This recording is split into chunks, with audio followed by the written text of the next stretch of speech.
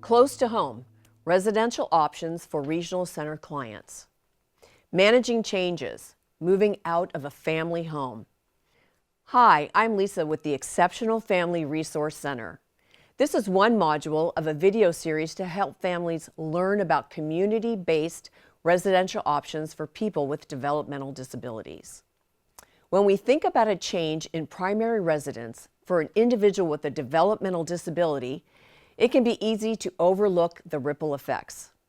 The purpose of this video is to assist families with predicting and planning for potential impacts. Day-to-day changes. The most obvious change is that the residential staff will take over the day-to-day responsibilities that your family is accustomed to doing. Financial resources, identification, and personal property are managed by the residential staff. Likewise, activities of daily living, including nutrition, laundry, and maintaining a clean, hygienic, and functional living environment, are overseen by residential staff. The residential staff will also supervise the day's activities as well as evaluate your loved one's physical and emotional status. Changes in other publicly funded services. Other elements of your loved one's support may also shift. If the individual is still receiving services through an individualized education program, IEP, then at a minimum, transportation to and from school will change. Depending on age and location, the school district responsible for providing special education services may change. If the family receives respite care, then those services are discontinued effective the date of the individual moving into placement. If your loved one receives in-home supportive services, there is no longer the option of IHSS providers. If the individual receives or becomes eligible to receive supplemental security income or Social Security disability insurance, those monies also help fund the new placement. Even SDRC adult services may need to adapt to the new residential location. For instance, some community-based programs only provide transportation within certain zip codes. These are questions for the placement team. Healthcare considerations.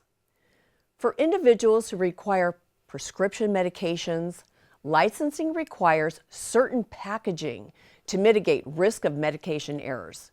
This often results in a transfer of prescriptions to a pharmacy used by the residential placement. If your family member uses nutritional supplements, over-the-counter medications, or even everyday hygiene products like lotions, lip balm, or dandruff shampoo, then an order must come from your healthcare provider for the home to administer these items. Depending on how close the prospective placement is to the family's home, a change in healthcare providers may be considered. This is something to discuss with the home and your service coordinator. Maybe, maybe not. Every family and every placement is unique. Residential placements serve multiple persons with specific needs. Schedules are complicated, and there needs to be room for some compromise. The welfare of all residents needs to be honored. We recommend thinking carefully about how a group home could reasonably implement your loved one's current schedule of activities.